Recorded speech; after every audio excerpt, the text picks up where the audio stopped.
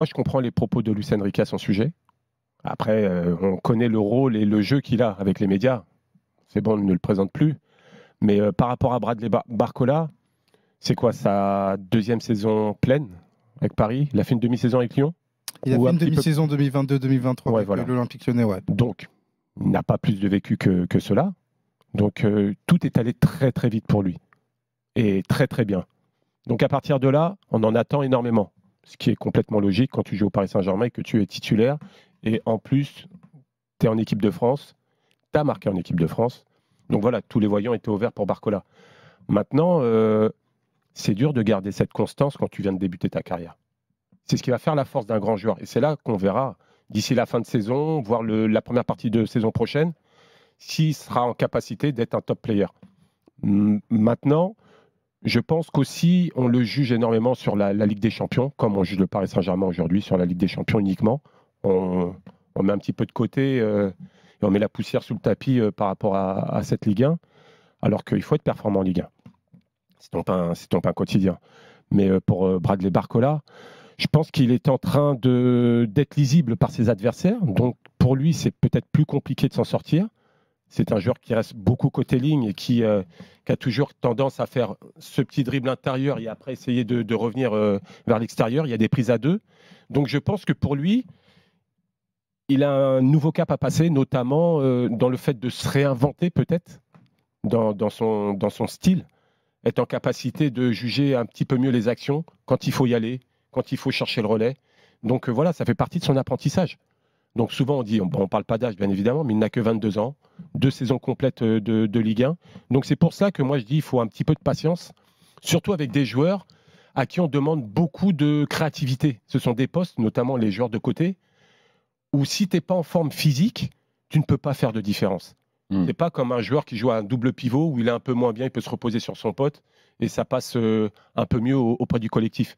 Là, on a souvent des ballons à l'opposé, on vient l'isoler et là on dit Barcola a le ballon, il est obligé de faire la diff. Donc tu penses qu'on lui en demande trop? On est trop exigeant? Je pense qu'on est trop exigeant, mais je comprends cette exigence vis-à-vis de Bradley Barcola parce qu'il a su élever le curseur très haut et démontrer qu'il avait cette capacité de faire de grosses différences. Est-ce qu'on est trop exigeant avec Barcola? 32-16, supporter parisien, d'accord ou pas, Elton avec Après, attention pour Luis Enrique à ne pas tomber dans la caricature parce qu'il ne s'agit pas d'aimer Bradley Barcola ou pas, il s'agit d'être exigeant par rapport à ce que doit représenter un joueur titulaire au PSG.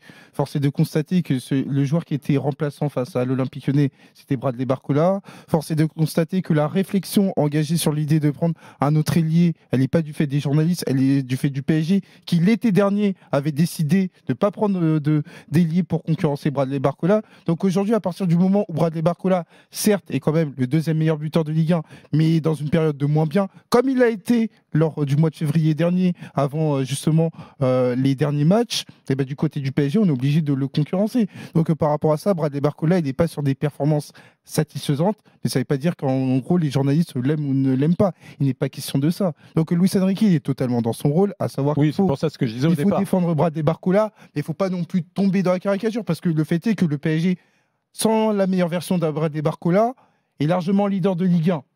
Et ça veut dire que le PSG travaille bien collectivement et qu'il n'y a pas besoin d'un homme providentiel. Mais aujourd'hui, parce que le PSG, d'une certaine manière, l'a catapulté, l'a mis en avant dans sa politique, dans sa planification sportive, et ben forcément, quand il y a des résultats qui ne sont pas nécessairement satisfaisants, notamment en Ligue des Champions, et ben on va se tourner spontanément vers la vitrine, notamment de cette planification sportive, à savoir Bradley Barcola.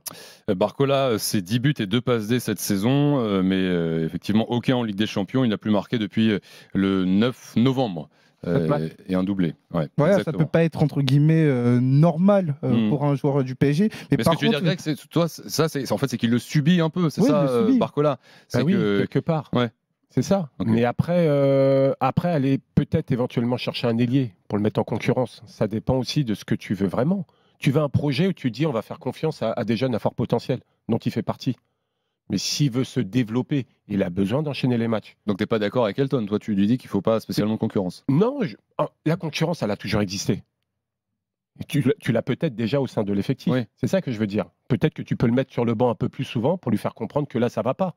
Mais si lui, tu ne vas pas chercher à l'extérieur Souvent, on va chercher à l'extérieur alors que ça ne sera pas une réelle plus-value. Surtout, je me méfie, moi, de ces mercatos hivernaux où tu vas chercher des joueurs pour aller les chercher.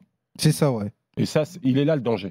Il faut faire la différence Après, entre un Si tu vas renfort et chercher une recrue. un vrai renfort, c'est pour être une vraie plus-value sur la Ligue Bien des sûr. Champions. On embrasse Sinon, Roland. ça sert à rien. Voilà, parce que Thibaut, personne n'est dupe. L'ailier qui est censé arriver, s'il devait arriver, ce n'est pas pour la Ligue 1.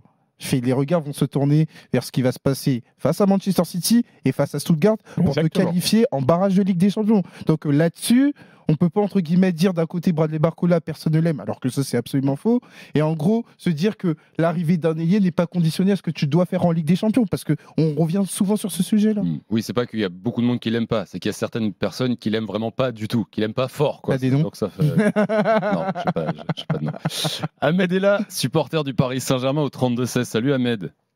Bonjour messieurs, merci de Salut me donner la Ahmed. parole. Salut Ahmed. Avec plaisir, sois le bienvenu dans l'after sur RMC. Est-ce que tu trouves qu'on est trop exigeant avec Barcola?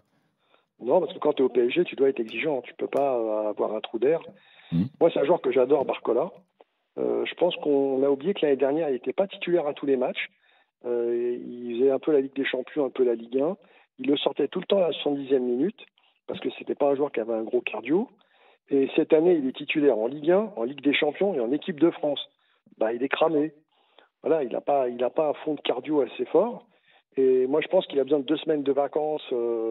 Il a besoin de se ressourcer et de recharger les batteries. Parce que c'est un gamin qui s'est retrouvé très très vite sur les feux de la rampe, peut-être un peu trop vite. Il a un très bon talent. Même s'il ne marque pas, faites attention, il déborde beaucoup, il fait mal. Il a été homme du match contre Salzbourg. Il centre, il fait mal. Et Ramos, il profite beaucoup de ses débordements et de ses centres. C'est un joueur qui est altruiste. Et puis sans compter ses replis défensifs. Oui, donc il ne faut pas oublier. Il travaille pour le collectif. Oui, il travaille pour le collectif. Je le vois souvent défendre, revenir dans les 16 mètres. C'est un garçon, voilà, c'est pas Mbappé qui joue à gauche et qui restait attaquant. Et est-ce que tu penses, Ahmed, qu'il faut recruter cet hiver un concurrent à Barcola? Un ailier Oui, parce que le PSG ne peut pas se permettre d'avoir... Il faut de la concurrence dans tous les postes, de toute façon. C'est le propre des grands clubs. Ça va peut-être le bouger un peu lui aussi. Mais il faut peut-être aller chercher un joueur en Ligue 1 qui a été repéré. Il faut peut-être qu'on soit rassuré qu'on n'aille pas chercher un Portugais, on ne sait pas d'où il vient. Si on va chercher, ce serait bien de voir un joueur qui brille en ce moment. Est-ce que c'est pour ça qu'il parle de Cherki? Je ne sais pas.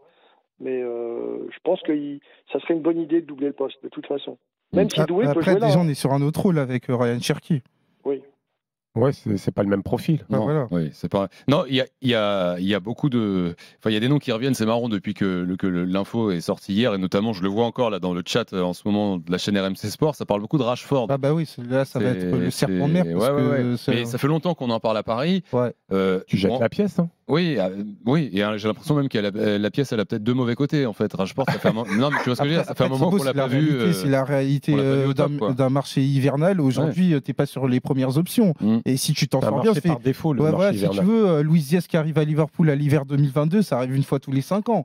Donc pour le PSG, tu vas devoir t'adapter avec les joueurs qui seront susceptibles de partir. Non, mais après, le fait de mettre un Désiré Doué en ce moment, sur le côté gauche, parce que pour moi, c'est son poste.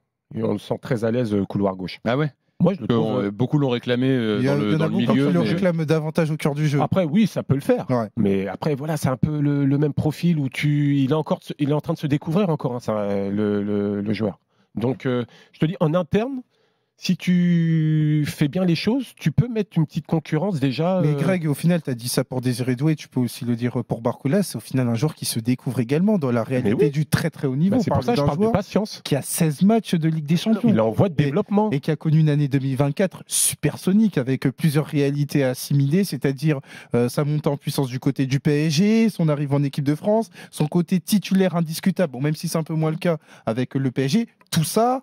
Footballistiquement et surtout mentalement. C'est pour ça que je te disais, moi, quand j'étais jeune joueur, quand tu commences à jouer en pro, tu as envie d'enchaîner les matchs parce que tu as envie de voir ce que tu es capable de faire. Tu ne connais pas tes limites. Donc, tu as besoin d'enchaîner. Mais pour enchaîner, il faut être prêt physiquement. Et après les 2 rassemblements avec l'équipe de France, tu as vu que Barcola était cramé physiquement. Ouais. S'il y a un côté positif, notamment dans le management de Luis Enrique, c'est que le fait de mettre en tant que remplaçant, ça n'a pas été un vote, un choix sanction. Je veux dire par là, il a mis remplaçant alors que la dynamique du PSG était plutôt positive. Je veux dire par là, il est homme du match. Ça m'a fait penser à ce qu'il avait fait avec Vitinha l'année dernière. Bradley Barcola, ou la saison dernière, Bradley Barcola est homme du match à Salzbourg. La logique aurait voulu qu'il soit titulaire face à l'Olympique Lyonnais. Il est remplaçant. C'est pas comme si le choix était un choix sanction après des performances décevantes. Ahmed, sur les profils éventuels là et le nom de Rashford qui revient pour beaucoup de supporters. Moi, j'aime bien Rashford parce que je me rappelle qu'il nous a fait mal quand il était rentré en match contre nous. Il y a longtemps déjà. Ça fait 5 ans. Il y a Semak aussi qui nous avait fait mal. Hein. Moscou, Spartak Moscou. Je pense que, attention plus. à gauche, on va peut-être regretter Barcola pour le côté défensif. Je suis pas sûr qu'il ait un bon repli. Donc, on va gagner peut-être un attaquant, mais... donc, ça va pas le faire avec Luis Enrique. Il sera pas compatible. Non. Voilà, tu viens de répondre. C'est fait. Voilà. On peut enterrer. Allez, Paris qui sera à Lens demain soir pour terminer l'année. On verra si Barcola est titulaire. Une bonne saison quand même. Hein. Ah oui, enfin, ouais, tout du moins du côté de la Ligue 1. Très bonne saison. Plus 30 en but, devant, ça marche bien quand même. Hein. Bon, après, je pense qu'en Ligue des Champions, il a l'image de tout le collectif de Paris. Hein. En délicatesse, c'est pas évident.